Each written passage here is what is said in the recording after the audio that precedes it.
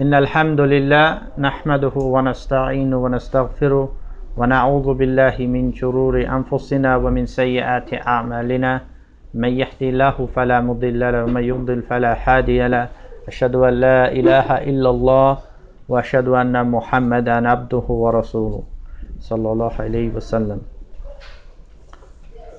To begin straight into the topic, inshallah, the topic of Al-Aathir. Obviously last week, my dear Muslims, I didn't get to finish the topic, and also the Paltalk crashed, and as a result many people missed out. So today I've decided to actually repeat the topic from the beginning. Now I'm hoping that doesn't get you down or anything, because maybe you attended last week, but inshallah it will be beneficial for us as a refresher for our memory. And obviously I'm repeating the topic so that the people can benefit. The reason why obviously I've chosen this topic is I've seen just some people discussing it on social media about this issue of Al-Aathir, the one who excuses the mushrikeen by way of ignorance. And this topic, the reason why we're studying this is obviously the purpose of studying the deen first and foremost. And for those of us who have studied the topic already, it's a way of refreshing our memory. So this topic, talk is not aimed at to attack any particular groups or any particular individuals, anything. It's merely a halaqah, it's merely about studying an aspect of Islam. And and my dear Muslims, at a time when people are discussing a particular matter, where there may be takfir, maybe someone's discussing some ruling on jihad. What's the ruling on qisas by fire, burning someone by fire? At a time when people are discussing certain matters, that is the time where the ulama, they need to speak and clarify to the people. Not people are discussing a matter and then he's giving the Islamic verdict 6 months down the line once it's all finished. So that's why the ulama and the students of knowledge, they need to discuss and explain the matter to people, especially at times when people are talking about a particular issue. And that is one of the roles of the ulama, the scholars, that as well, when there is a fitna, they need to prioritize in what they speak about. And obviously today we have many types of fitna in the ummah today. Many fitna opening up, many people creating fitna, sometimes because of the lack of their own knowledge, because of their own ignorance about certain aspects of the deen.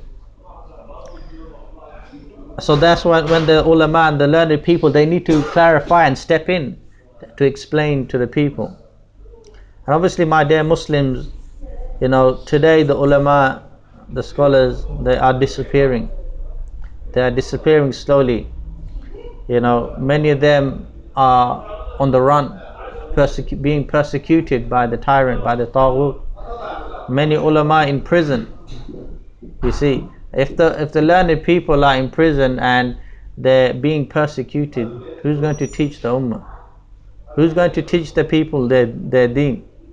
And when I mean the ulama who are in prison and being persecuted for their deen, I'm talking about the ulama of haqq, the ulama of truth, those who inherit from the prophets.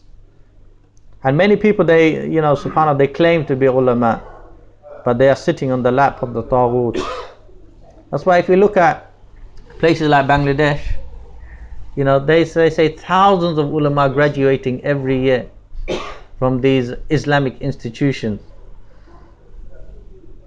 So where's the call for the rise against the taghut Hasina in Bangladesh? Where do we see those so-called thousands of ulama who are coming out from those institutions in Bangladesh calling for the jihad in Burma to go and defend the Muslims? Where do you hear it? You don't hear it. We know maybe one person, subhanAllah, we know of one person, one ulama of haqq in Bangladesh, Sheikh Jashimuddin Rahmani. We know him. Maybe there are another few, but a handful of people, subhanAllah, from a country where it's supposed to be thousands of ulama are graduating every year. And there's one hadith just to quickly share, that the Prophet ﷺ said that Allah does not take away the knowledge by taking away from the people. from the hearts of the people. But it takes it away by the death of the religious learned men, till when none of them remains. And the people will take their leaders, ignorant persons, who when consulted, they give their verdict without knowledge. And so they will go astray, and they will lead people astray.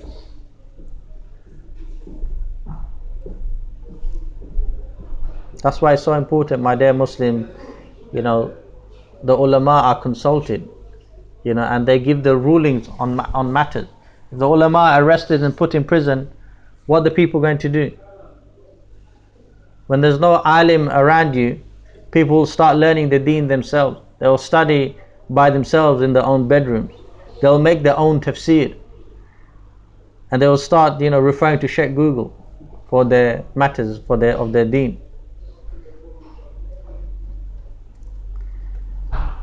And as I mentioned last week, the ulama, the scholars, they are like the shepherd of the people.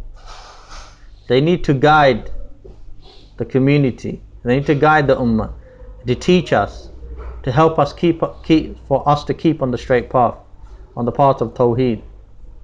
The ulama, they need to be on alert of dangers ahead of the Muslim. And I'm not talking about some wolf. I'm talking about dangers of misguidance being spread amongst the ummah. Misguidance of batil being spread, of kufr and shirk being spread, of bid'ah being spread. To protect the ummah. With the ulama, they should be to see issues rising amongst the people where they're confused about topic, and they should immediately address them, so that then these are dealt with swiftly. And the ulama, they have a greater duty to protect the deen from being distorted, which Allah subhanahu wa ta'ala has bestowed upon them a great responsibility. And they have a duty to, like I said, educate the people and to protect Allah's deen from being corrupted from the people of misguidance, from the people of dalala. And they need to do these duties in order for Islam to be free from being contaminated with the kufr and the shirk. And the ulama, they cannot be scared to speak the truth. They cannot be sitting at the gates of the Taghut, let alone to be in his palace on his right hand side. And you, the Muslims, you have a duty to make sure that your ibadah and the ibadah of the Muslim near you does not become contaminated with the kufr and the shirk. And that is one of the reasons, my dear Muslim, is so vital that we always are steadfast in this aspect of commanding good and forbidding evil. So aspect that we take this issue, this pillar, this very important pillar of Islam, of commanding good and forbidding evil, which sadly, many people have abandoned. Many people have become very relaxed about. They see a munkar, they see an evil, it's like, well, he's doing it, it's not me. I'll just leave him to it, Allah will punish him. And people, they see munkar around them and they don't change it physically, they don't even speak out against it, and Allah knows whether they even hate it in their heart, which is the least form of iman.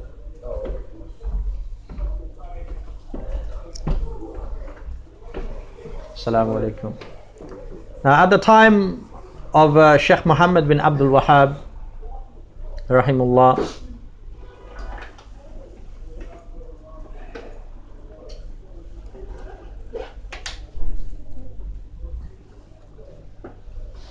he realized there was a lot of misunderstanding amongst the people in regards to basic matters of the deen. There was a lot of shirk arising in the ummah, a lot of shirk taking place in the Arabian Peninsula, in particular things like grave worship.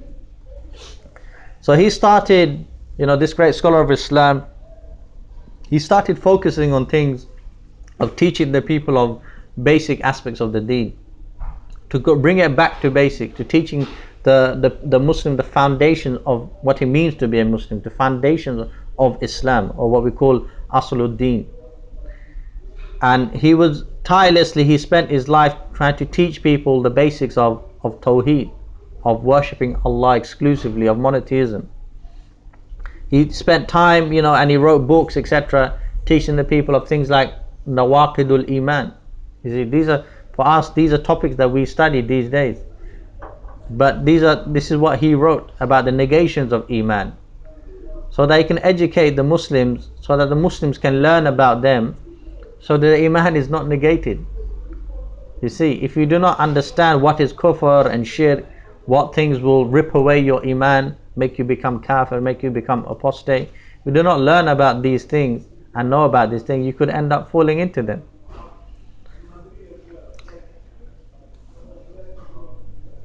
And that's why, my dear Muslims, people nowadays, we live in very obviously strange times, where what we call basic ABC Islam, basic building blocks of what it means to be a Muslim, you'll see people are confused about them, or people don't know about them. Obviously, when Muslims have been growing up in places like Darul Kufr, where the deen is not implemented, people absent, we lived without the Sharia for so many decades, and they themselves, their parents and their grandparents, and people never had good quality comprehensive Islamic education. You find many people, they don't know many aspects of the deen, even to some basic common stuff. And that's why you hear sometimes, subhanallah, people even saying crazy stuff. People say crazy stuff like, look, democracy is part of Islam. Subhanallah. Democracy is part of Islam. Very ajib. If you understand what democracy is and what Islam is, you know these two, democracy is completely contradictory teaching of Islam. You hear crazy stuff. People will say the Jews and Christians, they are believers. Subhanallah. And they'll say they're Ahlul Kitab. They are the people of the book. Sakhi, don't call them, the Jews and Christians are not kafir. They'll say they're not kafir, they're Ahlul Kitab, the people of the book. And obviously they had revelation given to Musa alayhi salam and Isa alayhi salam. They were given the book. But if you have the kitab and you contradict it and you commit the shirk, then obviously you'll become mushrik. As I mentioned last week, obviously we as Muslims, we have a kitab, we have the Quran from Allah. But if we contradict it and we commit the kufr and the shirk, you think you won't become kafir? You will become kafir. If you commit the kufr and the shirk, you will become the kafir. Even if you have the Quran at home, even if you memorize the whole Quran back to back, if you commit the shirk, if you commit the kufr akbar, the shirk akbar, and there is no excuse, no prevention of takfir or anything we can find for you, then we will declare you kafir, even if you say the shahada and you recite the Quran.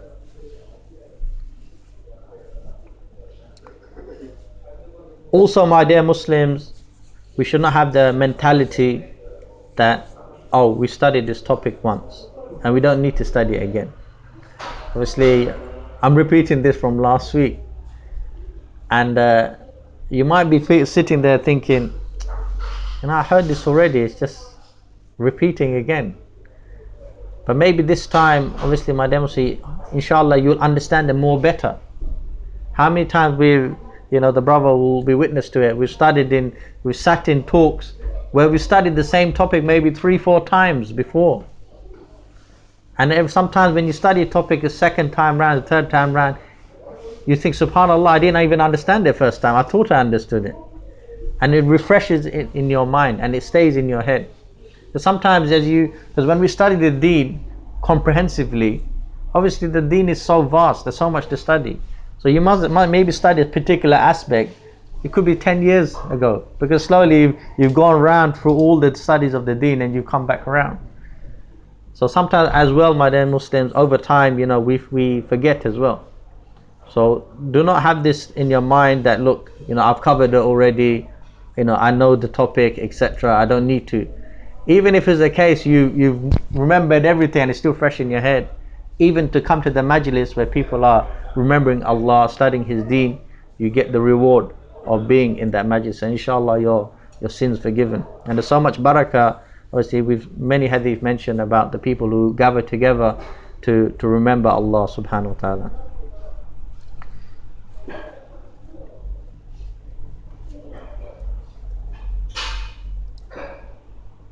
And also, my dear Muslims, one of the things that will cause you to forget the knowledge, it is the sins.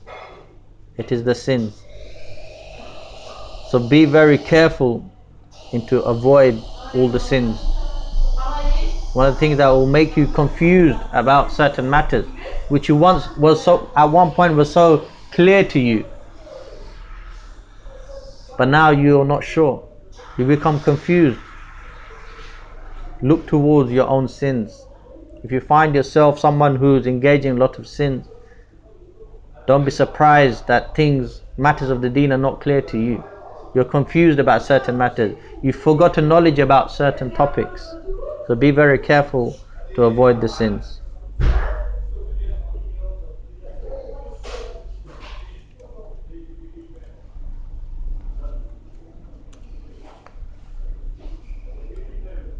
Allah subhanahu wa ta'ala says in Surah Al-Kafirun, أعوذ بالله من الشيطان الرجيم بسم الله الرحمن الرحيم قل يا أيها الكافرون لا أعبد ما تعبدون ولا أنتم عابدون ما أعبد ولا أنا عابد ما عبدتم ولا أنتم عابدون ما أعبد لكم دينكم ولي دين. Famous surah in the Quran. A surah which most people are familiar with. It's something that's recited often, more maybe than other parts of the Quran. Yet how many people really ponder over this surah? In fact, in the Quran, when people hear the Quran being recited and they read the Quran, how many people actually really ponder, think deeply about what they are reading, what Allah subhanahu wa ta'ala is saying to them? Obviously in this surah, Allah subhanahu wa ta'ala mentions clearly, and it starts off telling the Prophet sallallahu alaihi wasallam, قُلْ يَا أَيُّهَا الْكَافِرُونَ, say to the disbelievers, say to the kafirun, say to the disbelievers. Allah subhanahu wa ta'ala in this verse, subhanAllah, telling the Prophet sallallahu alaihi wasallam to address the disbelievers and to say to them, قُلْ يَا أَيُّهَا الْكَافِرُونَ. And this is how he had said it to them. It wasn't just a case of my saying, okay, go and say it to those disbelievers. The Prophet ﷺ went to those disbelievers and he said, قُلْ يَا أَيُّهَا الْكَافِرُونَ. So address them clearly as disbelievers. And he said, I do not worship what you worship, and neither do you worship what I worship. The meaning clear, that separation, this distinction, that my deen and your deen were apart. We're not the same. I'm here and you're over there. We're not together. Our belief and your belief is completely separate. I'm on the deen of Tawheed. I'm the deen of monotheism, worshipping Allah without any partners. I'm the deen of worshipping one ilah. And you're on the deen of kufr. You're on the deen of shirk. You're on the deen of falsehood. Making it clear to the people, I do not worship what you worship. Making it clear to the people that, look, I believe in Sharia. I believe in sovereignty for Allah. You believe in democracy. You believe in sovereignty for man. Your deen and my deen are not the same. This is how it needs to be made clear. And I will not worship what you worship, neither will you worship what I worship. To you is your deen, to me is my deen. See the separation, the two camps are clear. The camp of Haqq, the camp of Tawheed, and the camp of Batil, the camp of the hellfire, and the camp of paradise, of those who worship Allah alone without any partner, is made clear. That there is these two camps. We are not one community. We're all the same. Like how people, they try to push nowadays. Don't have this concept that, look, you're going hell, paradise, and all those other people, they go in hellfire. They like to push this in the Muslim community. But this is the basic belief. Even a child would tell you that if you die as a non-Muslim, where are you going to go? He said, the child's not going to say he's going to go paradise. We're all going to go paradise. The child is not going to say. Even a little child understands this. And this surah, obviously, my dear Muslims, is one of the evidences that refutes this idea of interfaith. And interfaith, obviously, one of the things it does, it preaches that all the religions are the truth. They all have the truth. And obviously this is kufr. You cannot believe that any other, if you believe that any other deen is equal or even better than Islam, then you become kafir. It's one of the things that will negate your iman.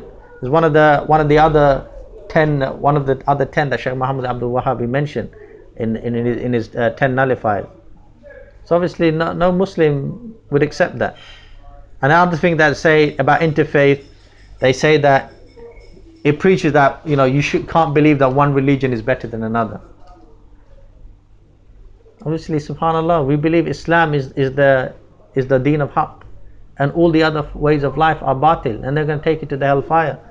Whether Christianity, Judaism, Hinduism, Buddhism, Sikhism, atheism, agnosticism, if that's a word. SubhanAllah. Agnostic is like the one who he's not sure if God exists or doesn't exist. SubhanAllah. Obviously this is kufr. So obviously interfaith is rejected, and this belief system is kufr, and no Muslim can believe in this. And also in this surah Al-Kafirun, you see how this is one of the evidence to make bara from the shirk and its people, to have this disassociation from the shirk and its people. Clearly this surah is making it clear for you to understand your relationship between you and the kuffar, and you and the mushrikeen. That look, we are here, you are over there. We are the believers, you are the disbelievers. We are on the religion of truth, you are on the religion of falsehood. We are people, inshallah, going to Jannah, to paradise. You will go to the hellfire unless you become Muslim. That's making it clear. No wishy-washy. It can't be wishy-washy in the da'wah. If a Christian comes to you and says to you, look, I'm Christian. If I die as a Christian, where will I go? So, some people are like, how can I give him an answer which he won't be offended? I know really he's going to go to the hellfire unless he becomes a Muslim and dies a Muslim. And so out of that pressure, because some people that you see, they had in their mentality, in the da'wah, that look, no matter what, don't upset the kafir. It's like it become one of the conditions of the da'wah. No matter what, don't upset the kafir. So they feel, if I tell him the truth, he's going to get upset. And then they start giving some wishy-washy answer. Well, we all worship God in each of our own way, and I'll leave it to God. I don't know. You can't, subhanallah. You need to make it clear to him that, look, you need to become Muslim. You need to embrace Islam. If you die upon Christianity, you are going to go to the hellfire forever. If you don't tell it, the da'wah is not about hiding the truth. It's about being clear. It's about being clear with the person you're inviting to Islam, because we want him to give up his kufr and shirk and come to Islam, come to Tawheed. If he does not have that in his mind, if he goes away leaving the da'wah thinking, okay, that's alright then, I can remain Christian, I'll be alright. There's something gone wrong. You haven't given him the da'wah properly. That's why sometimes I see people debating and discussing, and I see the kafir is like, he walks up with a big smile on his face and big joy, thinking, he should be upset. The brother should have told him.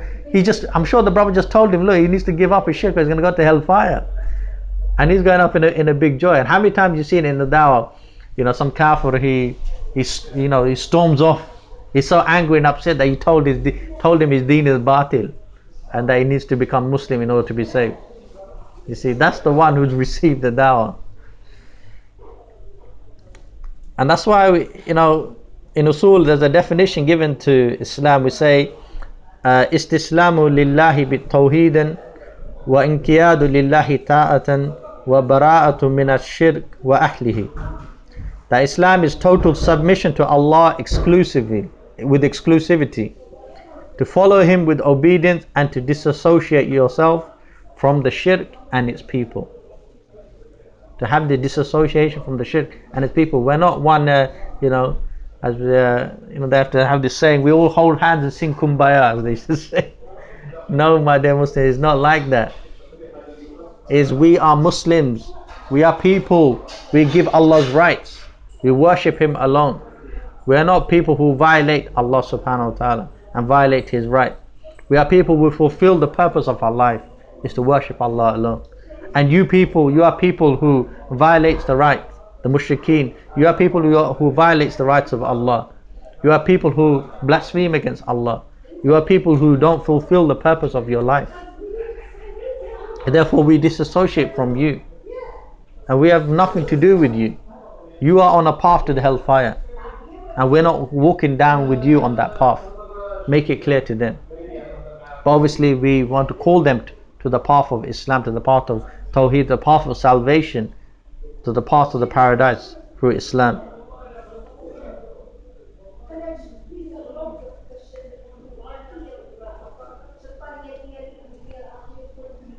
And we know in order to be Muslim, you must reject Taghut. Because Taghut, whether it could be a person, it could be a system. Taghut, it calls us to commit shirk with Allah. It takes us away from the worship of Allah subhanahu wa ta'ala and instead worship them. And if we have to make, obviously, my dear Muslims, if we want to make bara'ah from the shirk and its people, we must recognize what is shirk and who is a mushrik, who are the mushrikeen. Obviously, if you regard everyone as a believer, who are you going to make bara'ah from? Who are you going to give dawah to? If we're all the same, we're all believers, you know. Everybody's worshipping God in a just slight different way. Who are you going to invite to Islam?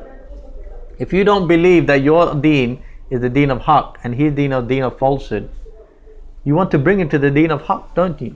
So you must recognize that he's on the deen of falsehood. He's on the path of misguidance. So if we excuse the shirk of the mushrik as well, how will he be made aware of what he's doing?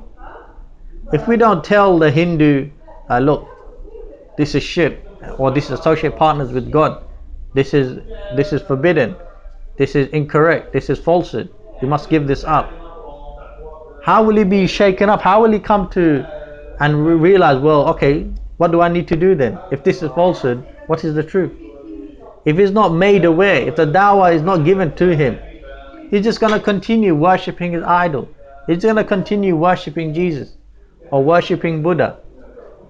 Rather, the Muslim needs to tell him that, look, you need to give this up.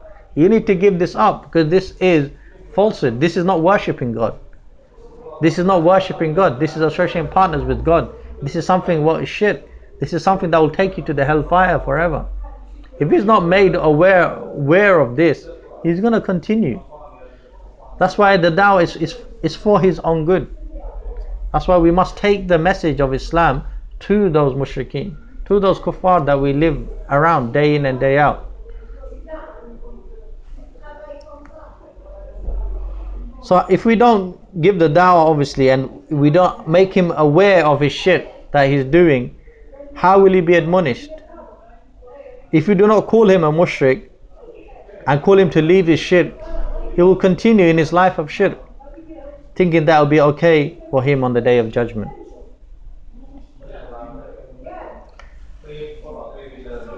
And indeed, my dear Muslims, the shirk is the filthiest and most evil, most disgusting crime of all. And one of the problems we have, people don't realize really nowadays, they say that the shirk is the worst of crimes, but really, do they really contemplate and really emphasize that? You know, like I will give the example, like one brother, he said to this Christian guy, he said that, look, even what you're doing, the Christian guy, that you're worshipping Jesus, that's worse than even the one who's committing pedophilia. And it is true. Obviously, this is one of the pedophilia is a form of illegal sexual thing that's not allowed. There's many illegal sins like that: adultery, fornication, homosexuality. But if that person believes in Allah and worshipping Allah alone, but he does this zina, this form of zina, he's still better than the Christian who's associating partners with Allah. And only someone who understands really the seriousness of the shirk will understand this. And that's why no one but a believer, he hates the shirk. And no one but a believer, he hates the mushrik. Because as Muslims, we love Allah subhanahu wa ta'ala, and we cannot tolerate to see his rights being violated. We cannot tolerate to see any shirk. And it should make us angry when we see a Hindu worshipping an elephant and say, this is God, this is Allah. It should make us angry when we see people in a parliament legislating laws, violating the rights of Allah. It should make us angry when we see the Taghut judge by other than the law of Allah in the man-made courts. It should make us angry when we hear the Christians say Jesus is Allah or Jesus is the Son of God. It should make us angry, my dear Muslim.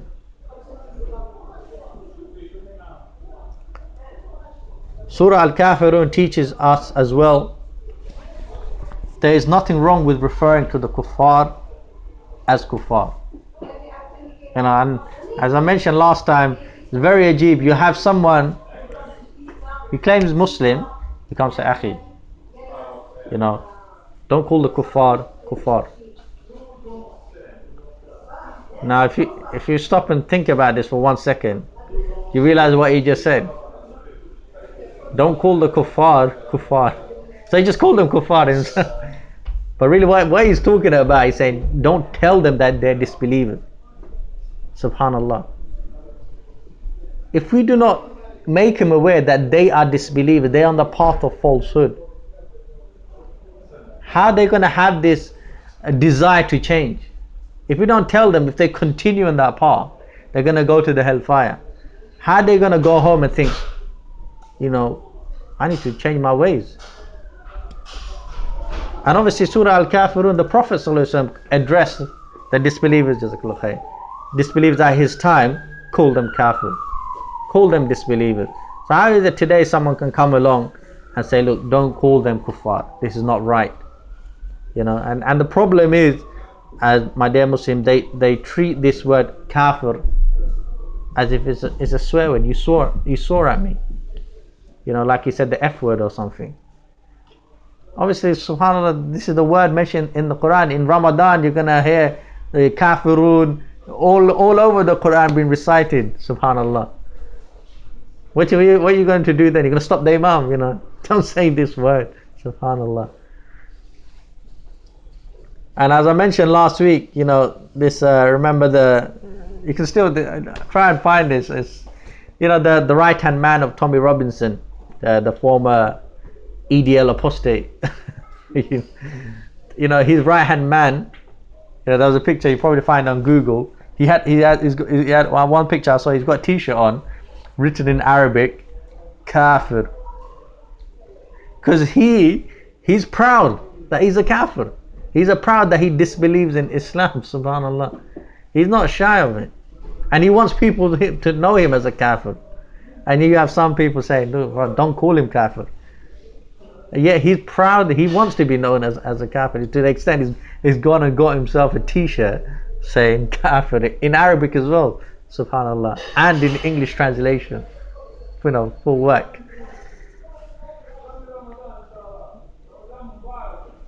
And there's a verse as well here in Surah An'am, Surah 6 verse 78 to 79, when Ibrahim alayhi salam, look how he addressed his own people. He said, "O my people, indeed I am free from you, free from all that you join in as partners in worship with Allah. Verily I have turned my face towards him who has created the heavens and the earth, Hanifa, and I am not of the mushrikun."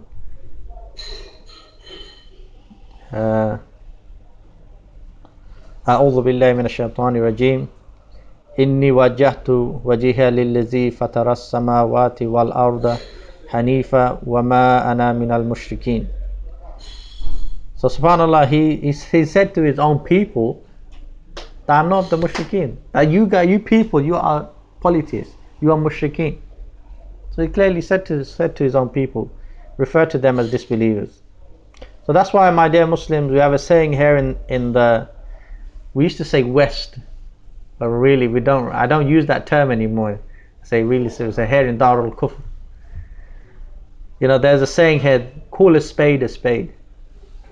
Yeah? I'm sure you heard this. Call a spade a spade. Yeah? Don't give it. Imagine like a, you know, let's say a brother, he's never seen a spade before, and I bought a spade and I said to him, this is called a fork. So he's, oh, okay. He goes somewhere else and someone says to him, get a fork, and he brings a spade. To him, he thinks that's a fork, but it's not. So call it what it is. If a mushrik is a mushrik, call him a mushrik. If someone is a kafir, call him a kafir. Give him the right title. And as Muslims, we are obliged to recognize the mushrik and the kafir. And that's why, my dear Muslims, we must put every person in his right category, or else we'll end up applying the wrong rules to the wrong people. And one example I give you, imagine if you say, look, this person is kafir. But what type of kafir is he? Is he kafir asli? Is he kafir murtad? Obviously both kafir. But someone say, yeah, he's kafir, and they're all the same. No, my dear Muslim, this has great implication on what rulings we can apply. Kafir asli and kafir murtad has huge difference in rulings. With the kafir asli, you take the jizya from him. You know, from, if he's Jew and Christian, you can marry from the women. With the kafir murtad, you can't. You don't take jizya from them. Depending on obviously how he become murtad. If it's the harsh form of apostasy, it could be death penalty. You can't, with a kafir murtad, you can't buy and sell, trade with him. The rulings apply.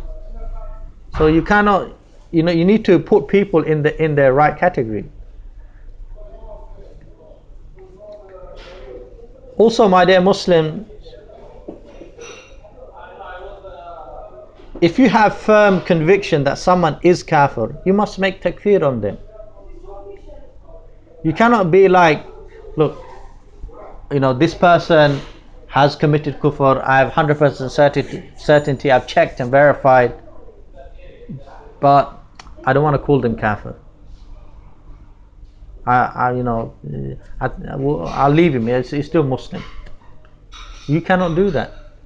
If you have firm conviction this person has left the fold of Islam, you must declare them as kafir. And you cannot be afraid, oh look, people will call me takfiri. You know, or what's the point making, you know, calling him a kafir? Or, you know, one day he might become Muslim again. Yeah? One day he might become Muslim again, so I'll still call him Muslim in case one day he becomes Muslim again. But he's kafir right now. You have firm conviction. There's no prevention. Maybe he's done something, he said something, and there's no preventions of takfir. You must declare him as a kafir. He's not from the ummah of Muhammad sallallahu alaihi wasallam. He's not of the Muslims anymore.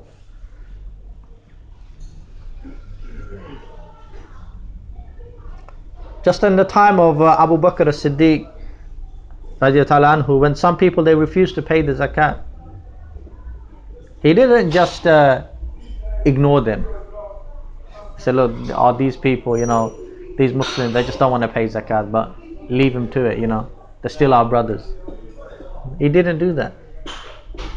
He declared war on them, and he fought them and regarded them as apostates.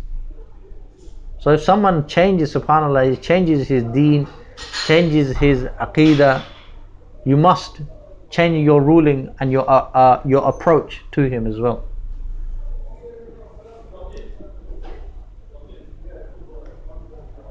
So if someone is doing all the shirk in the world, are you going to pray behind him? He's doing all the shirk. He's making tahakum to the taghut, he's bowing down to an idol, you know, he's practicing black magic. So and he's the imam as well of the masjid. He's calling to people to take a legislator besides Allah in the election. What we're going to do? We're still going to pray behind him, even though he's doing all the shirk, and we can't find any excuse for him.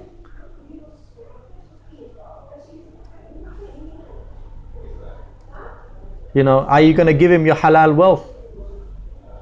He's doing all the shirk, and you have firm conviction on it.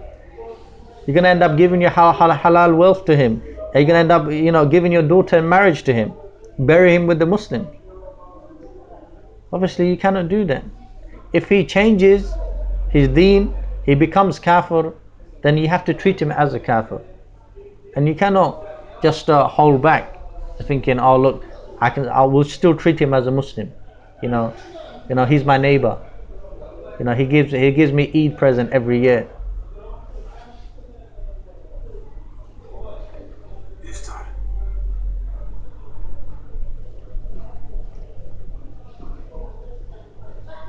And the title of Muslim, Muslim is a title of honor, my dear Muslims. It's a title of honor, a title of izzah, of karama. And you can only give it to someone who worships Allah alone without any partners. So if someone is committing the shirk and you call him a Muslim, then it's like what you're saying is that what he's doing is okay, and that you can still be Muslim despite doing that. You see the seriousness of it. If someone is committing the shirk and you just pass it over as okay, it's not a big deal, it's okay, just let him continue, he's still Muslim, you are approving of the shirk, and you are allowing shirk to infiltrate in the deen. That's why it's so important, if someone falls into the shirk, that we declare them as mushrik, and we not just refrain, thinking, oh well, look, takfir is a serious issue. People are going to say, why are you making takfir? People are going to be upset with me, this and that. Obviously, it cannot be like this. Also, if I regarded so and so as a Muslim, if I said this brother is a Muslim, it means that I do not regard him, I do not know of him committing any kufr or shirk akbar. He is someone who does not commit shirk with Allah, or else I wouldn't call him a Muslim. If I regarded this such and such brother as a Muslim, it means that he rejects Taghut. And if he gives me salam, I don't need to quiz him and say, oh okay, before I reply to your salam, what's your views on democracy? What's your views on tahakum, going to the British courts? Tell me also, is it allowed to work for the police and the army? You don't need to quiz him like this. Obviously, if he gives you salam, the sign of iman, you reply back, and you automatically accept that this person, he rejects Taghut, because without rejecting Taghut, you can't be Muslim. So as I mentioned, if someone changes his belief and is no longer Muslim and he becomes kafir, you must recognize that. And I gave the example last week, of a sister. If she was single and then she got married, you can't keep calling her single anymore. She's not single anymore. You must recognize that she's changed now. She's the married woman, so you can't, it will change rulings. You can't approach her for marriage, so she's a married woman already.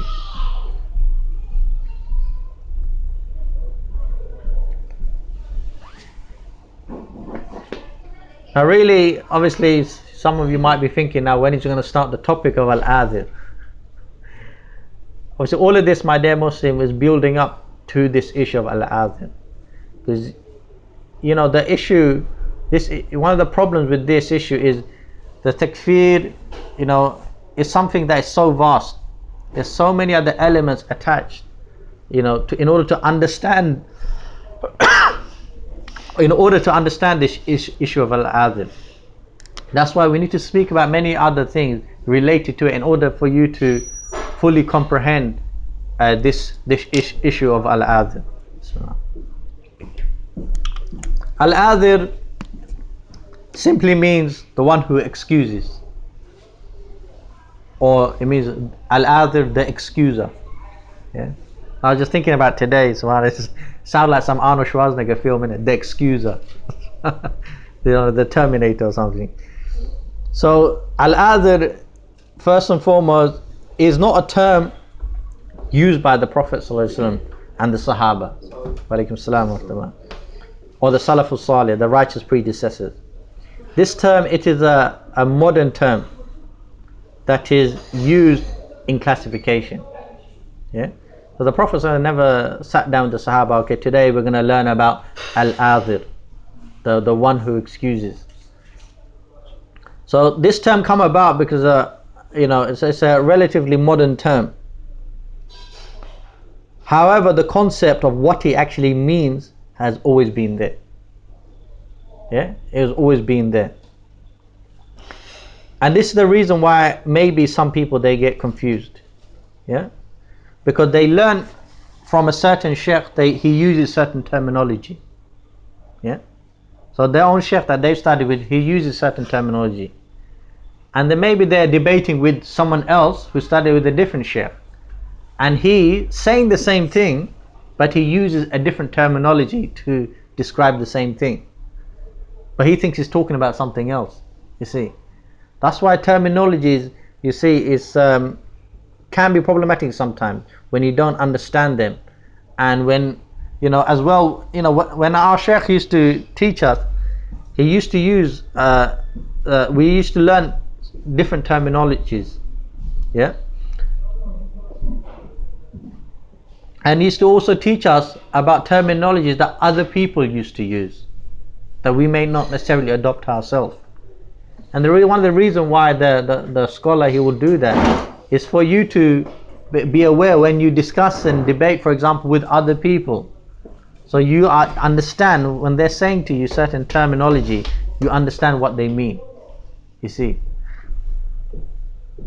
So, like for example, the Al-Aathir is like the one who excuses the mushrikeen. We say generally because of ignorance, or he didn't know what he's doing was wrong.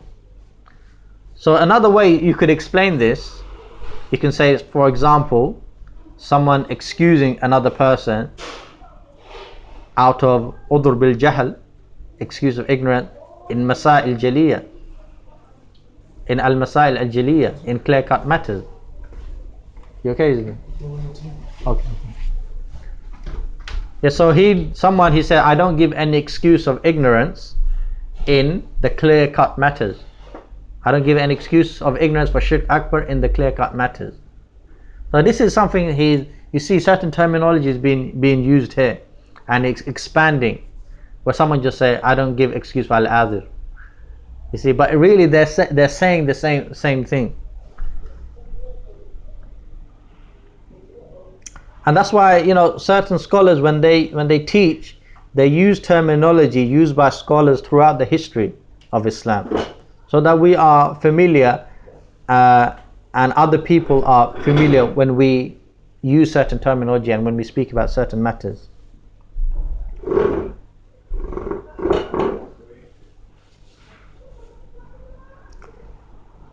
Like takfir, or similar like the word takfir, it is not a word that's actually used by the Salafus Salih, the righteous predecessors.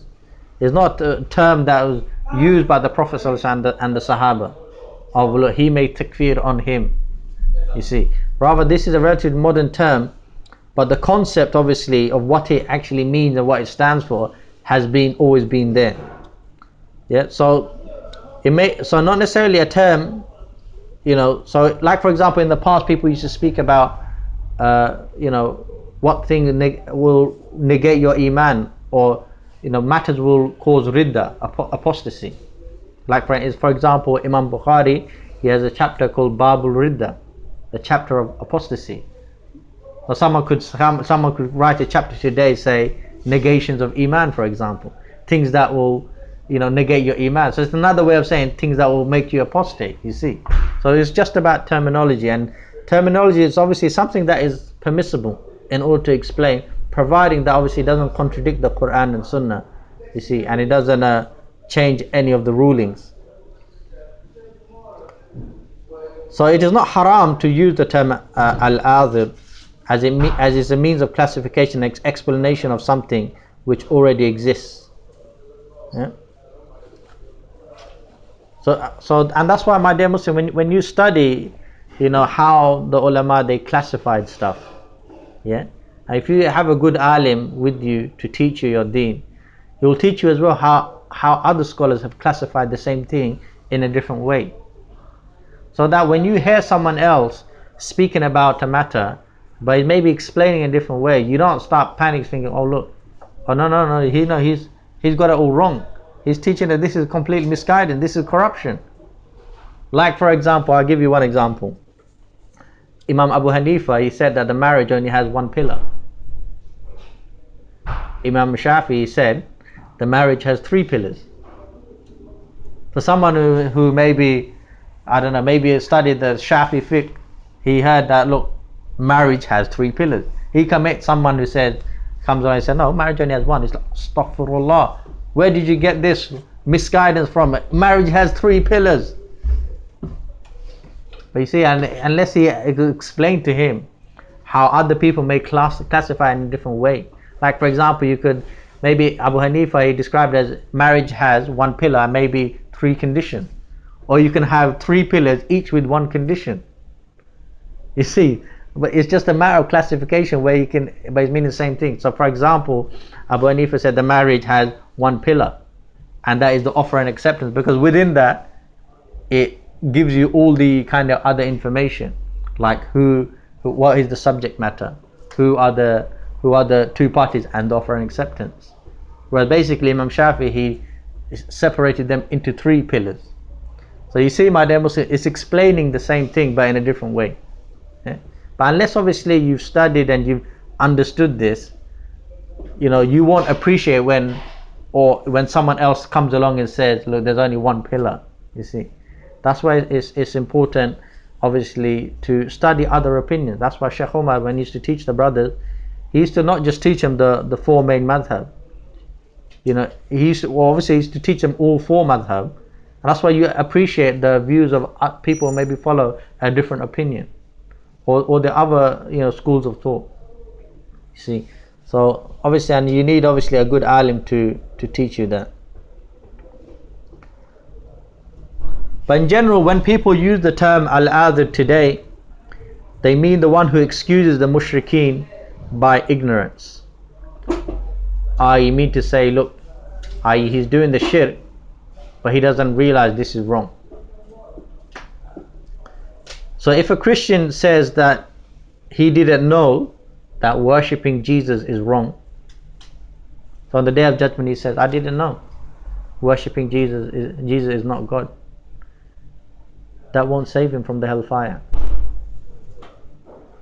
Or if he said, my parents, they were Christians and they used to worship Jesus and they brought me up to worship Jesus as well, so I did the same, it's not my fault. So I was ignorant of the fact that I needed to worship Allah alone and that Jesus is not God. So he might make the excuse. Now the issue here where we're saying someone who come along and say, yeah, that's true, it's not his fault, he was born in a Christian family. This is not valid. You cannot say this. So obviously the Christian, obviously there's no excuse for his shirk, worshipping Isa alayhi salam on the day of judgment. There's no excuse for him. It will not be valid. And obviously there's a few evidences for this. Firstly, the Prophet ﷺ said in one hadith that every child is born upon the fitrah, the natural disposition, and it is his parents who make him a Jew, Christian or fire worshipper. So every child is born with this natural inclination to worship one God. That's why I believe it was Imam Shafi who said that even if you were to leave a child in the desert, without any external influence, or parents, or TV, etc. Obviously he didn't have TV at his time, but without any kind of external, that child will naturally grow up to worship one God, believe in one God. See, because it's from our own natural fitrah. So so if someone can't make that excuse. Obviously, when a child, the child before reaching the age of puberty, if he passes away, we believe they are children of Jannah, because they're not accounted yet. But once they become mature and they continue, and Allah has given them understanding, and they continue to worship Jesus, then there's no excuse for them, you see. And one of the evidences for this in Surah Al-Araf, Surah 7, verses 172 to 173. And this verse says, "And remember when your Lord brought forth from the children of Adam from their loins their seed, and made them testify as to themselves, saying, Am I not your Lord? And they said, Yes, we testify. So lest you say on the day of resurrection, Verily we were unaware of this. We were ignorant of this." Obviously, before we came to this earth, my dear Muslims, Allah subhanahu wa ta'ala brought us all out from the back of Adam alayhi salam. And He gathered us all in one place and made us testify that we indeed He is our only one and only Lord. And then the next verse it continues, says, "Or lest you say, it was only our fathers aforetime who took others as partners in worship along with Allah, and we were merely their descendants after them. So will you destroy us because of the deeds of the men who practice batil?" So that's another excuse they will give. Look, our parents were Hindus. They worshipped the monkey and the elephant. It's not our fault. They brought us up to worship. They told us, they gave us £10 and told us to buy a new god. The old one is, it lost its shine. So look, I'm their children. It's not my fault. Many people, they use that excuse. Many people, they maybe blame their things in their own life on their parents. My parents were like this. My parents were drug dealers, so I have to be drug dealer. People don't use that, subhanAllah. But here, and this obviously the shirk, this will not be valid. And Allah subhanahu wa ta'ala refuted those people who will say that.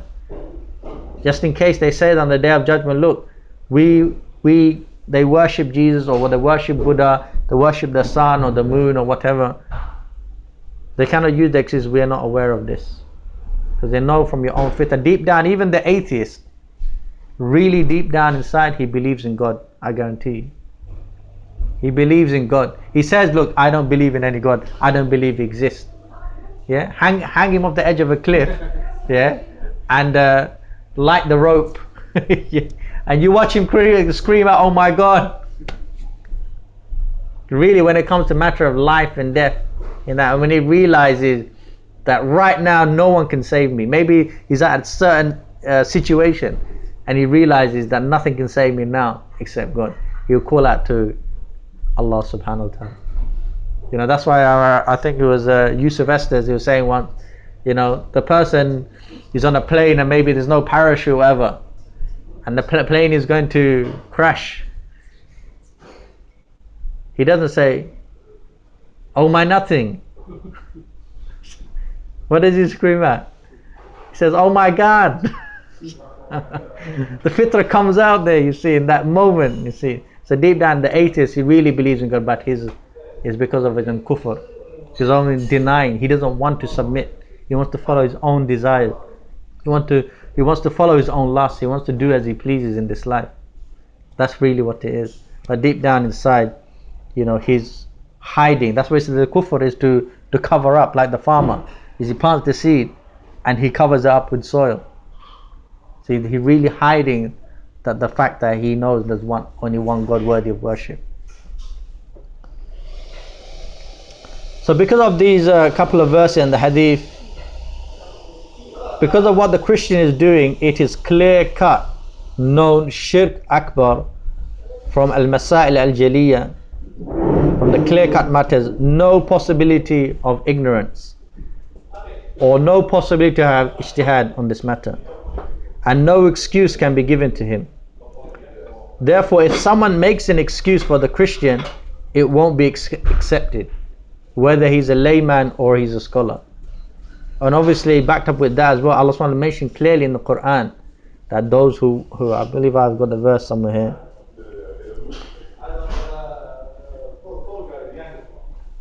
Yeah, I'll mention the verse a bit further down. أعوذ بالله من الشيطان الرجيم لقد كفروا الذين قالوا إن الله هو مسيح ابن مريم. And surely they have disbelieved those who say Allah is the Messiah, Jesus son of Mary. So Allah SWT clearly mentioned in this verse that those people who say that Jesus is God, they are kuffar, they are disbelievers. So obviously the verse as well, clearly their own kufr and the fact that they are kafir is clearly mentioned in the text. So no excuse, no one can give an excuse for them that, oh look, I'm not sure whether they're kafir or not, whether they're believers or not. I'm not sure what they're doing, you know, is it really, you know, make a shirk, are they really mushrik or not? This is obviously a clear cut issue. Even from a little child who knows that, oh, is the Christian, is he Muslim? They say no, they're non-Muslim. Even a little child knows that. So therefore, that's why we don't give any excuse to the one who does not regard them as disbelievers, who does not regard them as mushrikeen. There is no excuse for them. And that's what this issue of Al-Aathir is talking about. It's sort of like a chain takfir. If you do not regard the Jews and Christians and the mushrikeen as mushrikeen, then you become kafir. You become kafir from not calling them kafir.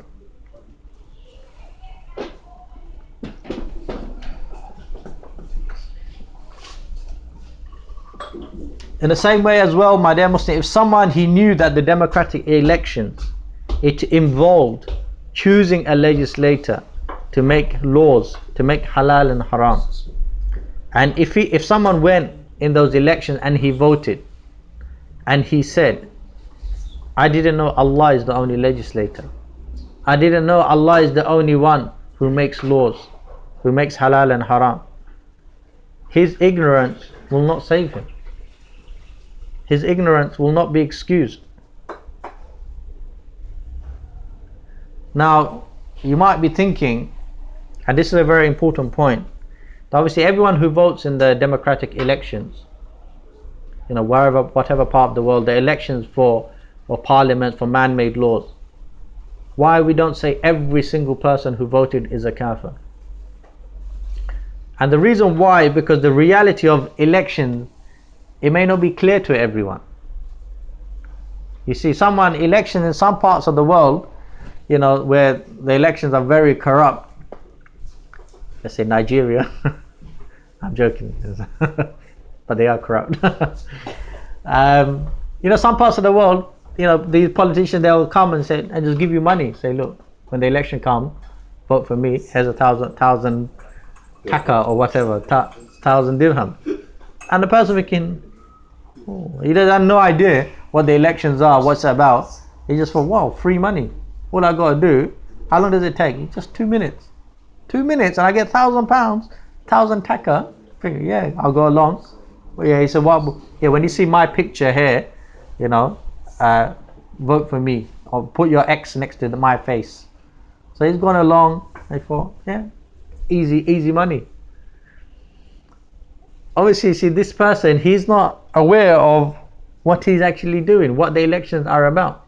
So the fact that these elections are about choosing a legislator besides Allah. Therefore, that's why we give him an excuse, because he was not aware of the reality of what he's actually doing.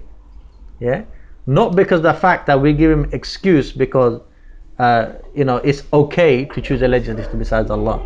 That's not what we're talking about. It's not. Don't get this issue confused, my dear Muslims, with the shirk of, for example, the Christian. Yeah. So if the Christian says, look, I'm not aware, I didn't realize that worshipping Jesus was wrong, we don't say to her, he's not aware, because the Christian really, he thinks he's worshipping God. He thinks he's worshipping God when he's maybe bowing down to Jesus. But he cannot be say, when he's bowing down to Jesus, statue of Jesus. He cannot make the excuse, I didn't realize this was a statue and I was bowing down to it. Do you understand? So what we're talking about is, so the person who goes in, votes in the democratic election.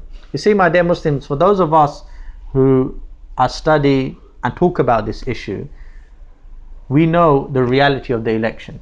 We know what it's about. We know what it involves, what you have to do, what is the election. We studied it in depth. But not everyone like that is like you. Not everyone is investigated, and not everyone, is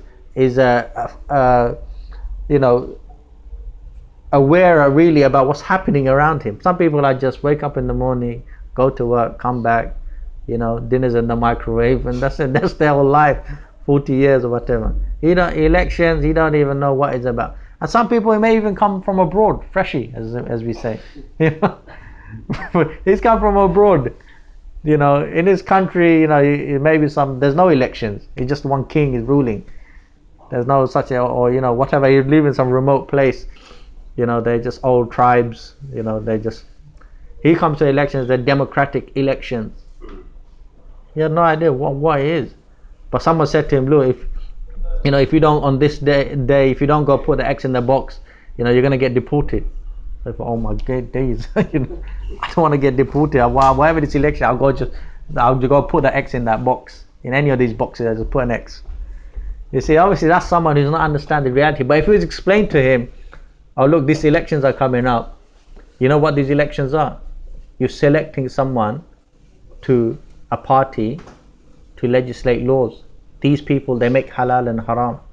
This parliament thing, this big building, brown building you see in central London, these people, they make laws there. They decide that alcohol is halal. They decide zina is halal. They decide, riba is halal. They're making laws. So he said, what? Is that true? Allah is the only one that makes laws. They're not allowed to do that. These people are competing with Allah in His legislation. This is shirk. So you see, if he understands what the reality of what it is, then obviously then he abstains. If he understands, then he will abstain. But if you explain to him the reality, that this is what the parliament do, this is what the elections does, and he still then goes ahead and he votes for a legislator besides Allah, then obviously he's mushrik. He is mushrik.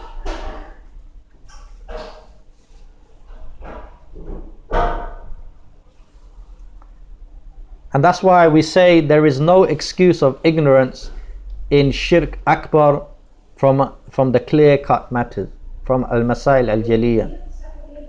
And you are not allowed to give them any excuse, whether it be excuse of ignorance, whether it be excuse of ta'wil, of interpretation.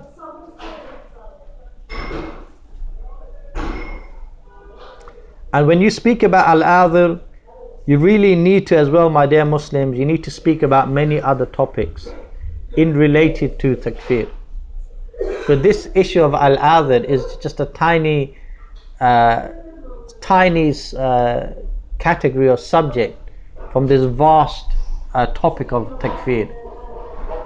You see, that's why someone, he maybe listened to a few snippets here and there, studied a few topics of the greater topic of takfir, and then he starts going out and he starts making takfir on people.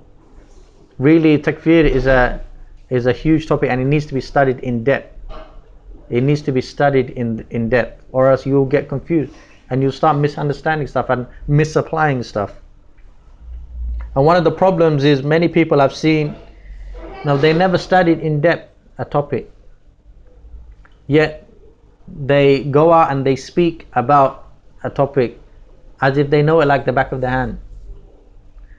That's why my dear said the studies of certain aspects of the deen, certain topics, it needs to be good, detailed, in depth. Good detail and in depth. And maybe this is part of the problem why many people have misunderstanding on takfir. They attend some parts and they miss other parts. Yeah, and that is why it's very important to cover the topic fully. Yeah, that is why it's very important to cover the topic. Sometimes you maybe miss a few sessions. I feel like I had something come up. maybe a hospital appointment, whatever. Catch up. If you can get the notes, if you can get the audio, nowadays, alhamdulillah, with the modern technology, you can go and listen to the parts that you missed, in order so you do not have any gaps in your knowledge. Because that one lesson, that one halaqah that you missed, it may be vital to your understanding, you see. And nowadays, sadly, many Muslims, maybe it's the rush of the dunya, people, maybe relaxation and other stuff, they attend some halaqah, they attend some talks, some sessions, but they miss other sessions, and they don't catch up. Nowadays, there's still many good beneficial videos on things like YouTube. If you can find a good person of haqq, like Ustad Abu Bara, he still has many beneficial videos on YouTube regarding takfir. But how many people they take the time out to listen and listen fully? Maybe they started, if I'm going to listen to it today, and they listen 10 minutes, and I don't know, phone call comes, and it's like, okay, I'll catch up the rest another day, and that other day never comes. That's why, my dear Muslims, it's very important we take time and we listen and we study, and we try to study a topic comprehensively. Sheikh Muhammad bin Abdul Wahhab, he listed 10 negations of Iman, Nawaqidul Iman. Yeah, so he made this classification, and again, we say 10 negations of Iman. So if you find someone he's written 20 negations of Iman, don't start screaming.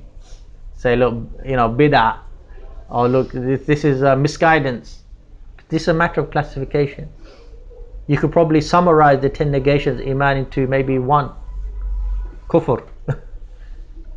Or you can maybe summarize it to 5, or summarize it or expand it, 20 negations of Iman, to divide up even more like this. So first and foremost, again, as I mentioned, this is a matter of classification. Yeah, in order to help people understand what things will destroy your Iman, will negate your Iman. And this issue of Al-Aathir is come from the third nullifier that the Shaykh he listed. Yeah, the third nullifier, and that's why you'll hear sometimes people refer to it as the third nullifier. So when they mean the third nullifier, they mean this, that here the Shaykh Muhammad bin Abdul Wahhab, he mentioned the third nullifier is he said that the one who does not make takfir, called kafir, make takfir upon the mushrikeen and the Jews and Christians, or doubts their kufr, he is a disbeliever. Yeah? So if you do not regard the Jews and the Christians, like the fire worshippers, if you do not regard those people as disbelievers, Shaykh Muhammad Abu Wahhab, he's saying that you'll become kafir just for not calling them kafir, you see. And this is why it's so important. This is why it's so important, because someone, you see, obviously, even though the Jews and Christians and the mushrikeen, people like the fire worshippers, etc., the Hindu, the Buddhists, even though it is clear cut of their own shirk, if a person refuses to call them kafir by making some excuse for them, yeah, so this is what the third nullifier is about. So someone, the Jews and the Christians, etc., their shirk is obviously clear, but yet someone, he refuses to call them kafir, even though Allah called them kafir in the Quran. Yeah, and Allah SWT clearly said that what they're doing, it is shirk. It's shirk akbar, is something that will negate your belief. You're not a believer if you do this. So obviously it is a clear-cut matter, so no one can have any doubt, no one can make any excuse for them, because Allah SWT never gave us any room to make excuse for them. And that's why, as I mentioned, even a Muslim child understands this. You see, a Muslim child will say, look, the Hindu is not Muslim, the Buddhist is not Muslim, the Christian is not Muslim. Shaykh Muhammad bin Abdul Wahhab was not the first to make this point. Imam Shafi'i said that whoever does not regard the Jews and Christians as disbelievers or thinks that their deen is correct, then he is a kafir. Yeah? And obviously Imam Shafi came many hundreds of years before Sheikh Muhammad Abdul Wahhab. And Ibn Taymiyyah, he said the same thing.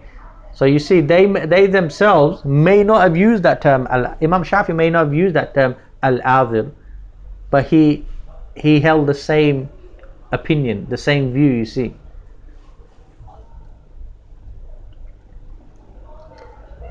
So obviously, if you do not regard the Jews and the Christians and the mushrikeen, like the Buddhists, the Hindus, the fire worshippers, etc., if you do not regard them as mushrikeen, then takfir can be applied on you. Yeah, takfir can be applied on you, and that is because it is explicitly mentioned in the text that they are kuffar, and there is absolutely no possibility of having a difference of opinion on this issue, and that's why you can have this chain takfir. Also, Ustad Abu Bara, he explained that there's 3 types of takfir, and again this is a matter of classification. And he explained there's something called takfir and nas, takfir of the text, something called takfir ijtihad, or we have a takfir of when you exert utmost effort to reach a verdict. And then you got takfir al-hawa, takfir of the desires. So inshallah, firstly I'll just explain again takfir and nas. Takfir and nas is where the text explicitly calls someone kafir or a group of people kuffar, or where the text explicitly says something will negate your iman. Like for example, if the text clearly says that particular action, it is shirk. Yeah, like for example, the magic, as we mentioned I believe Surah Baqarah, it mentions that when the 2 angels they came and they taught the people magic, they said, do not disbelieve by learning the magic. So it's clearly mentioned that to practice black magic, it is something shirk, it's something kufr. And also other stuff like mocking Allah. Yeah, the text clearly mentioned, obviously, that this is something that will negate your iman. It's clearly mentioned in the text. So you cannot obviously contradict the revelation. And again, so as we mentioned, the verse I mentioned earlier was Surah Al-Ma'idah, verse 72, that surely they have disbelieved those who say Allah is the Messiah, son of Mary, Isa alayhi salam. So obviously Allah subhanahu wa ta'ala clearly mentioned that they have disbelieved. So you can't come along and say, look, I disagree, I beg to differ.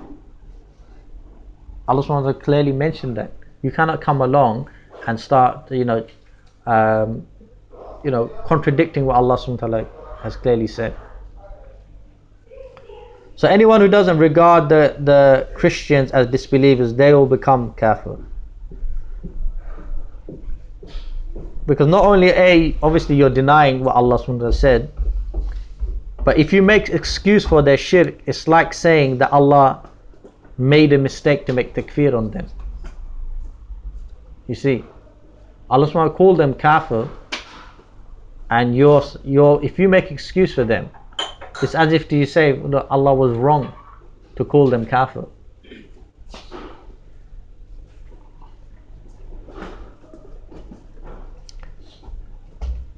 Also, my dear Muslims, as I mentioned, it doesn't necessarily have to be a group of people that the person excuses. It can even be an individual. So like for example, someone who is bowing down and worshipping an idol, a statue. There is no excuse for him if he says, look, I didn't realize that's not God. Yeah, there is no excuse for him. And like as I mentioned, don't get this confused. When we say there's no excuse, we're not talking about, see, for example, someone, let's say he's under duress, a gun has been put to his head, and he really thinks it's going to happen, he can't escape, and say, look, if you don't abandon to the idol, we'll blow your brains out. So we say, look, or he is under duress, so that's an real excuse. They give him an excuse for a shirk. That is different to saying that, look, he didn't know that worshipping idols was wrong. You see, there's two separate issues here.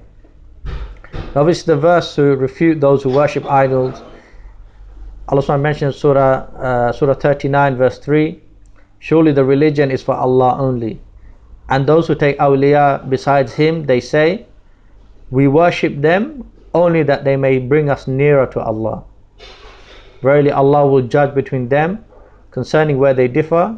Truly Allah does not guide him who is a liar and a disbeliever. So again, clearly in this verse, Allah mentioned that those who worship the idols, they are liars and they are disbelievers.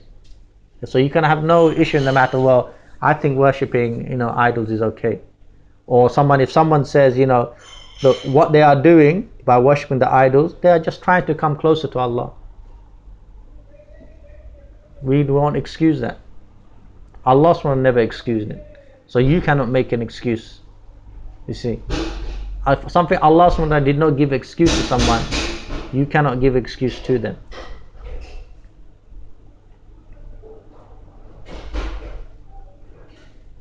And that's why if you excuse that person who is worshipping the idols, for example, saying that, look, he doesn't know worshipping idols wrong, you become al-Aathir, those who excuse the mushrikeen. Obviously that person worshipping the idol, he's mushrik.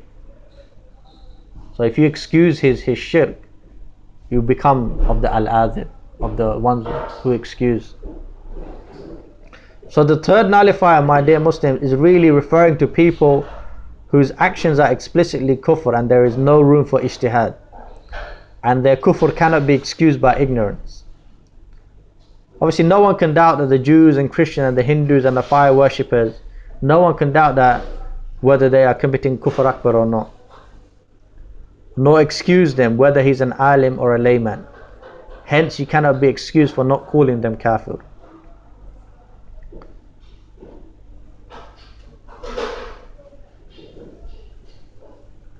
And obviously, why Shaykh Muhammad Abdul Wahid listed this as one of the negations of Iman.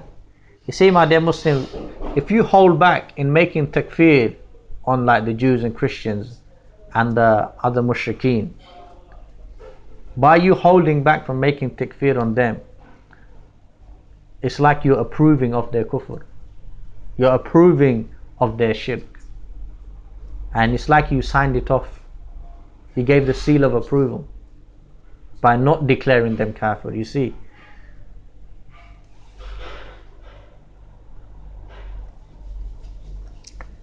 Also, the other type of takfir is takfir ijtihad. Yeah? And this type of takfir, it requires investigation.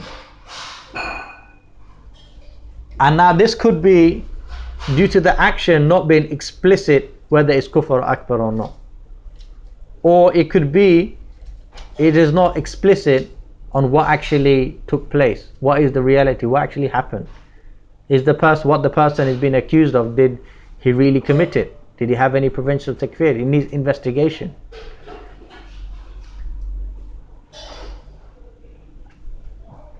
And this is usually because it involves declaring someone who used to be Muslim as a kafir. Yeah? So if you met, for example, let's say you met someone, he's called John, and he's wearing the cross on his chest. You don't need to look for provincial takfir with him. You can assume he's a Christian and he's a disbeliever. You see. So this is usually spoken in regards to takfir ijtihad, is usually regards to individuals. However, it can be certain groups of people. And here I mention, for example, the Khawarij.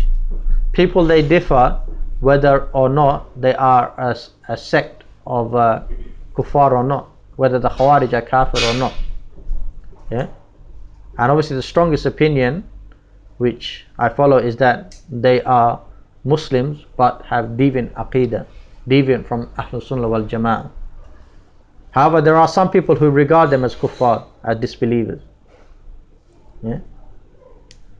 But obviously you cannot go around, my dear Muslim, and saying, look, I regard them as kuffar and he doesn't. And unless he calls them kafir, I'm going to apply the third nullifier on him. He must say that they're kuffar as well. Because this is one of those things where there is legitimate ijtihad. Yeah? Because it's not from al-masail al-jaliyah, from the clear-cut matters like the kufr of the Jews and the Christians and the fire worshippers. For example, at the time of Ali radiallahu anhu, he did not call the Khawarij kuffar. He did not call them disbelievers. He said that they are our brothers who rebelled against us. Yeah, so that's one of the evidences. So if someone held the opinion that the Khawarij are kuffar, are you gonna use this example of the third nullifier on Ali? Because Ali never called them kuffar. So this is where some people they're applying to, they think anyone I call kafir, yeah, you must call kafir as well. And unless you do so, I'm gonna call you kafir because you never make takfir on the mushrikeen. And they're misapplying this. You see, misapplying it. So people can have takfir ijtihad on a, people can also have takfir ijtihad on a particular person. So like for example, if someone says, as I mentioned, Abdullah Fulan, you know, he went to tahakum to the Taghut, and he got a fatwa saying, look, a sheikh told me that, look, I can go if my life is in danger. Yeah, he said some sheikh told him that, look, there's a shirk to go to the Taghut court, but if it's sorry, one second, someone sorry, if for example someone says, look, I believe the only permit to go for tahakum to the Taghut is if your life is in danger. Nothing less than that. If it's a matter of life and death. Where someone else, you see, can have a different ijtihad. He could say, look, I believe there's a permit. You're under duress, even if it's less than life and death. Like for example, something that's indirect harm, where for example they maybe fear that, you know, they're going to take your kids away, you know, going to give them to kuffar to look after and bring up. So someone, he could say, I have ijtihad that I believe if that is the case, someone has the permit. You see, so someone can have this ijtihad, this different of opinion when there is a permit to do the shirk. See, they're not saying we have difference of opinion whether making tahakum to Taghut is shirk or not. That's not what they're saying. They're differing on whether when someone is under duress, when someone has ikrar. You see, and someone can have ijtihad on this. Just as the ulama of the past, Abu Hanifa, Imam Shafi, Imam Ahmad, they used to have difference of opinion on when someone is under duress. You see, like for example, Imam Abu Hanifa, he said, when you're so afraid that your throat becomes dry, that's when you're under duress. Imam Shafi said they need to at least cut off a part of your body. Imam Ahmad, he said that, look, if they start beating you, then now you have the permit. You see, so they have difference of opinion on when someone is under duress. And obviously that has an impact, you see, my dear Muslim. So someone who believes that, look, you're only under duress if they're going to kill you or not. So he says only then you're under duress. So he wouldn't give you excuse for anything less than that. And so if someone else who may be given excuse, he'll say, look, you're excusing the mushrikeen. You're excusing you're giving excuse for the shirk. But this is where there is a legitimate difference of opinion, and it's based on ijtihad. So you cannot apply this issue of the third nullifier on this situation.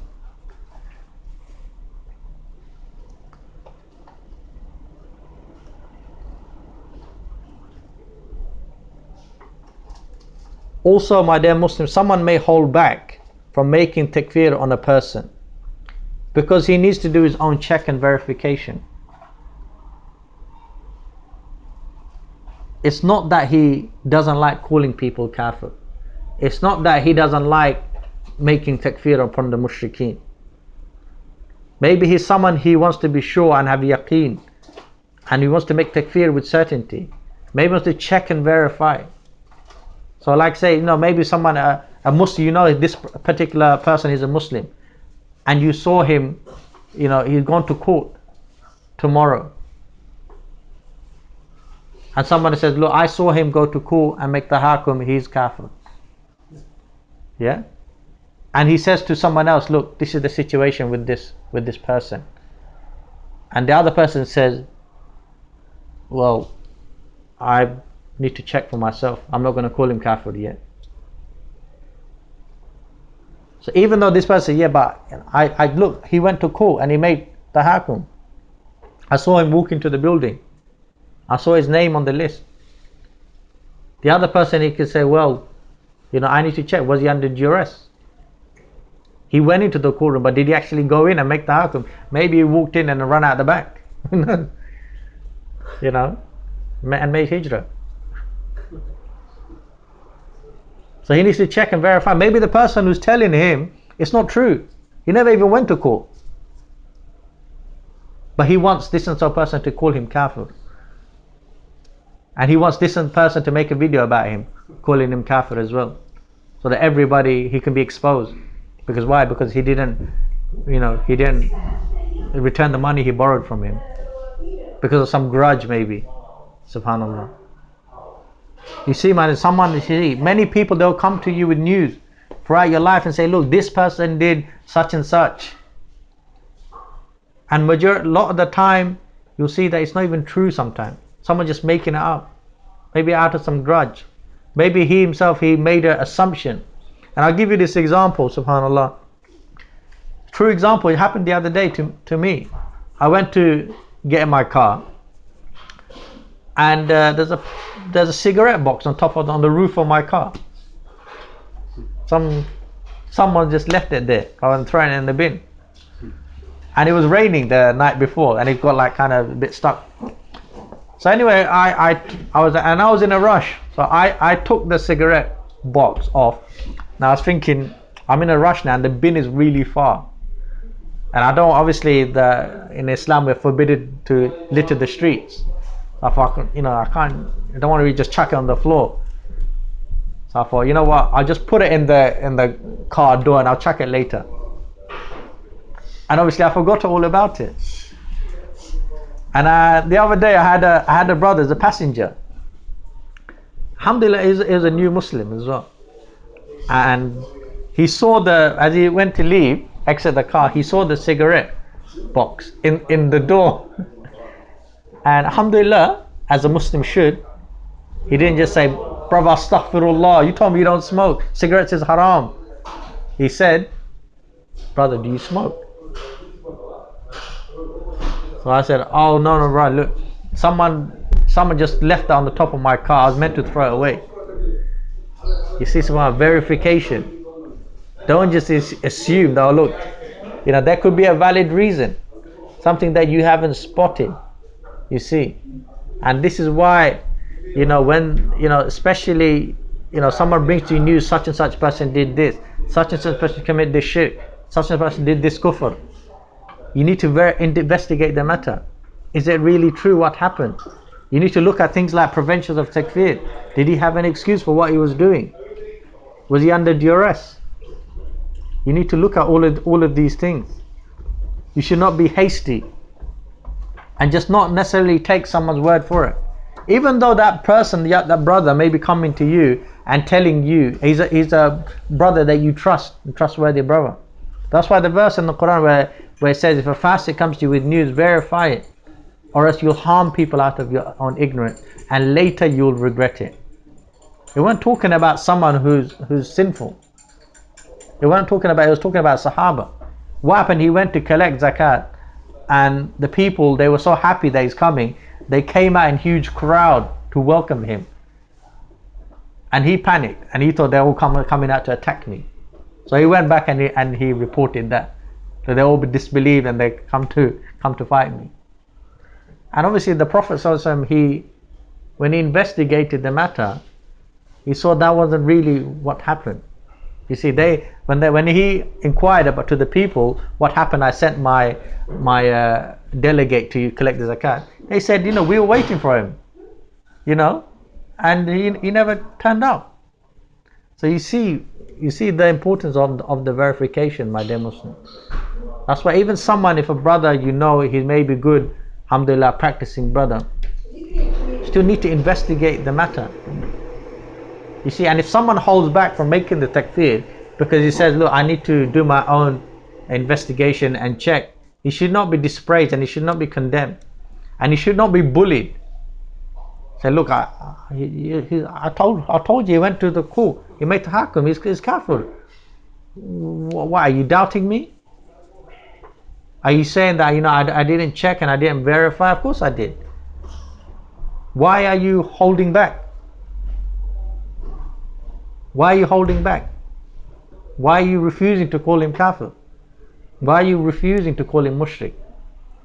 And then he will try and force him into this corner to use al-Aathir on him. Say the real reason why you don't call him mushrik is because you don't make takfir on the mushrikeen. You see, my dear Muslim, and this is completely wrong to do this.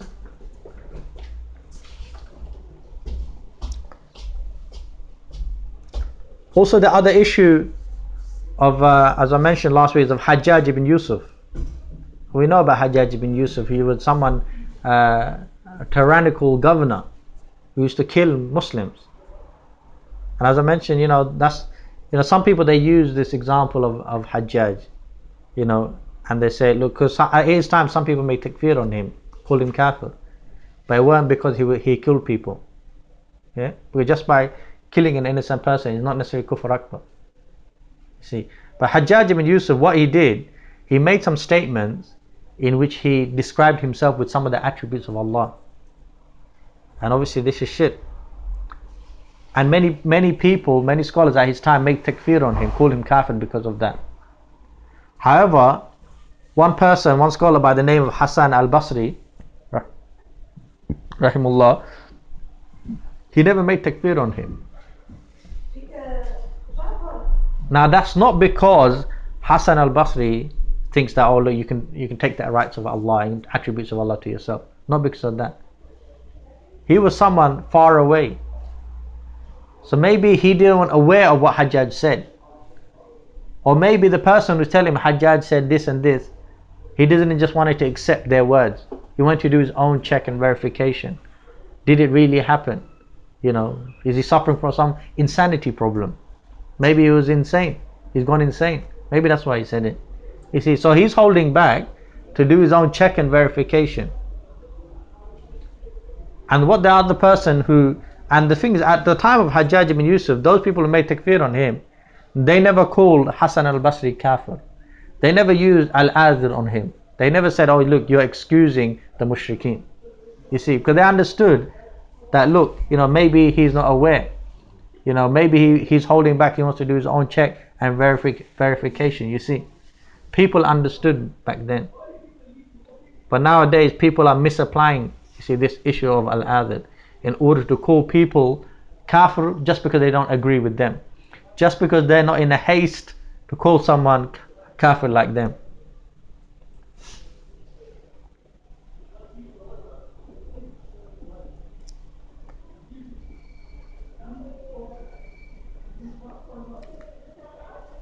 And this is the problem, because some people, they're hasty, they're rushing in order to make takfir.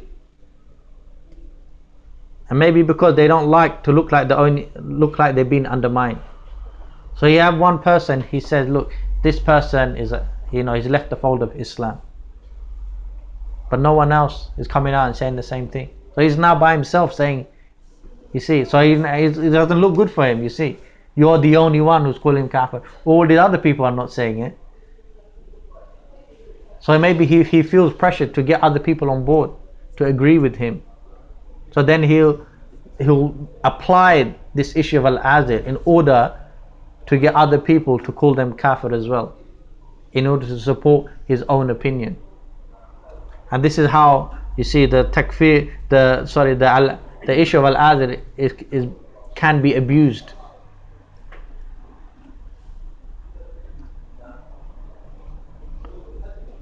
So someone will be like, he may make his own ijtihad and he say, look, this person has left Islam, he's a mushrik now, he did such and such, yeah, and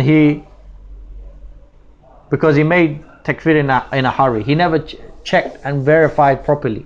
He heard some hearsay, something floating around, he did such and such.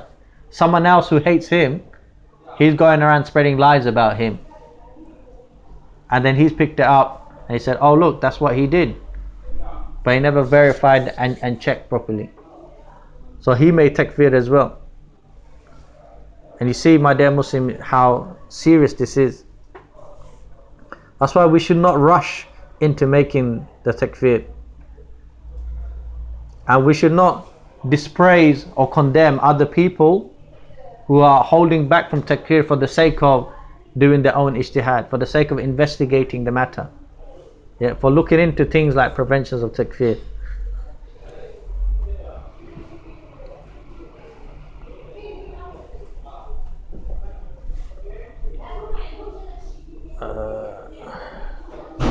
Just got to, inshallah, I've finished in about 10 minutes if you bear with me. I can see some brothers stretching. I hope they can still hear us on Paltalk. Can you still hear us on Paltalk? Mic test. Okay, alhamdulillah.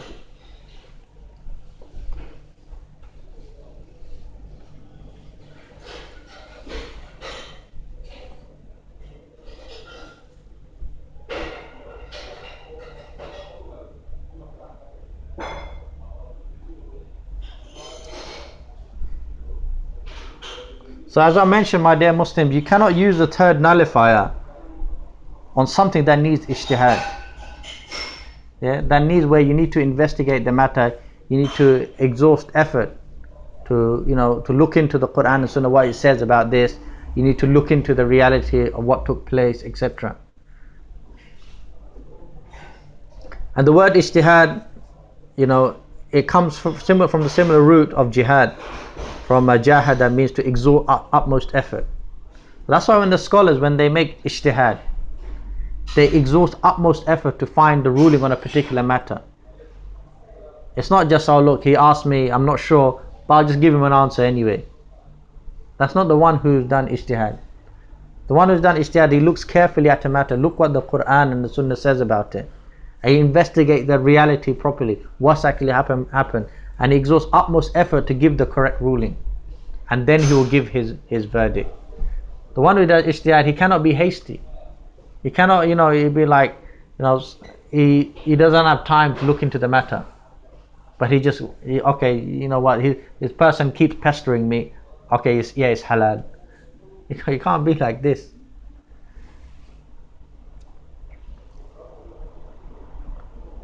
That's why when people make takfir on Muslim, can they really say they exerted utmost effort to check and verify before they made takfir? Yeah. I give the example I gave last week, like in the Sharia courts, sometimes you have marriage cases come, and maybe you'll have a sister say, my husband, he beats me and he does this and that, he don't pray. So the person who's dealing with the case, it can't be just like, oh, that's very bad. Oh yeah, definitely you got grounds of khula, there you go. Here's the stamp. Here you go, here's your khula. You can't do that. He needs to check and verify what really happened. Listen to his side of the story.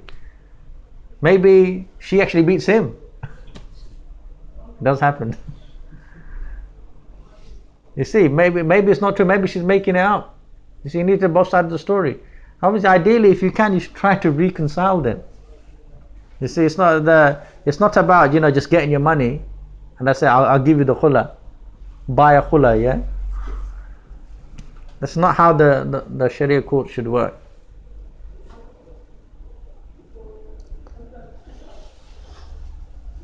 And the other type of takfir is the takfir of hawa. Yeah? Like for example, when somebody gets angry and he says to his brother, you kafir. Yeah? Maybe his brother did something to upset him, and out of the anger, out of the haste, he just said, you're kafir, man, whatever. He doesn't really mean that he's committed any kufr akbar. It just means, that he said it out of anger. And obviously Muslims shouldn't say that even out of anger, but this is something, it's not calling him actually kafir, but he's just saying it out of his own desires. Yeah, like he got upset, and in that heat of the moment, he just said it. That's why, my dear Muslim, that's why the Prophet ﷺ said that do not judge when you're angry. Yeah, because one of the things with the anger, it can distort your judgment. You see.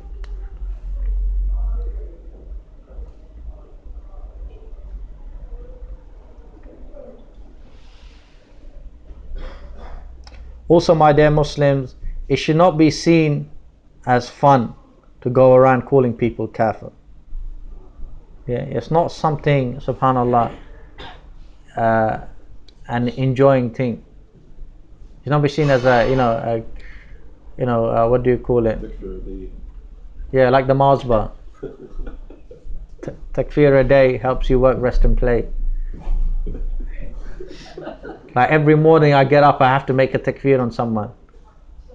Now I remember, I think, I can't remember if it was my dad or someone else saying that every morning when Saddam gets up, he has to execute at least 2 people. It shouldn't be like this. I'm going around, hunt like the Terminator, hunting to, look for people to call kafir. Your iman has been terminated. Yeah. So the iman terminator, we call these people. Obviously, my dear Muslims, to take someone outside the fold of Islam is a very serious thing. And like I said, many people,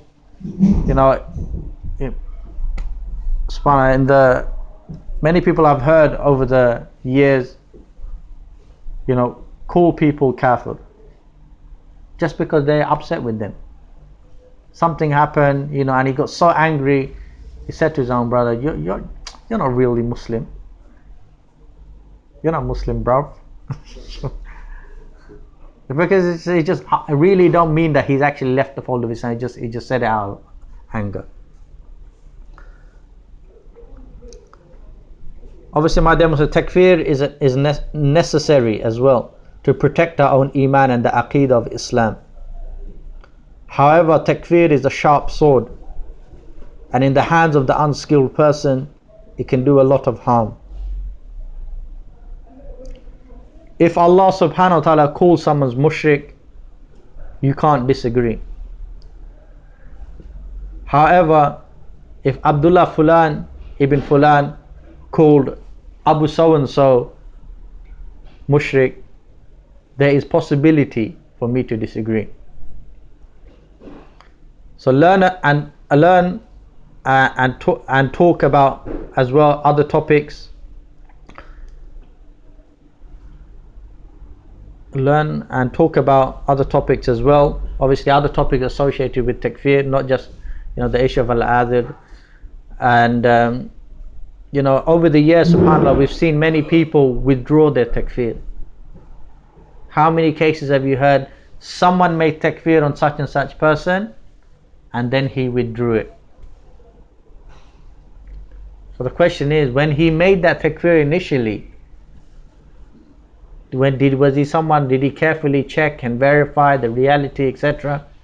Maybe he didn't. That's why later on he was forced to withdraw his takfir. Or maybe later on some news came to him he didn't know before. He was misinformed by someone before, and he withdrew his takfir. So in summary, we must worship Allah subhanahu wa ta'ala with tawheed, and we must always be active in preserving the correct aqeedah of Islam, in order to keep it free from kufr and shirk and bid'ah.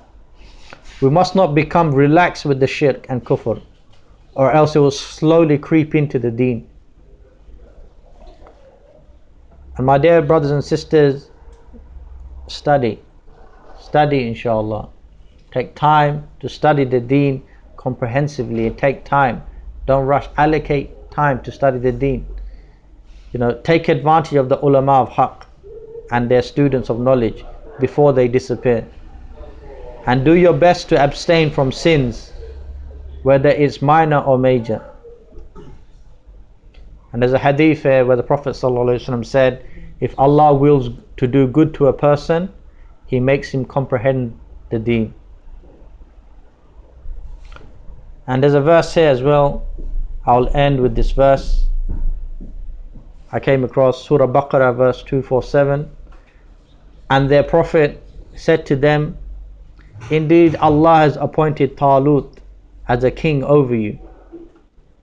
They said, how can he be a king over us when we are better fitted than him for the kingdom?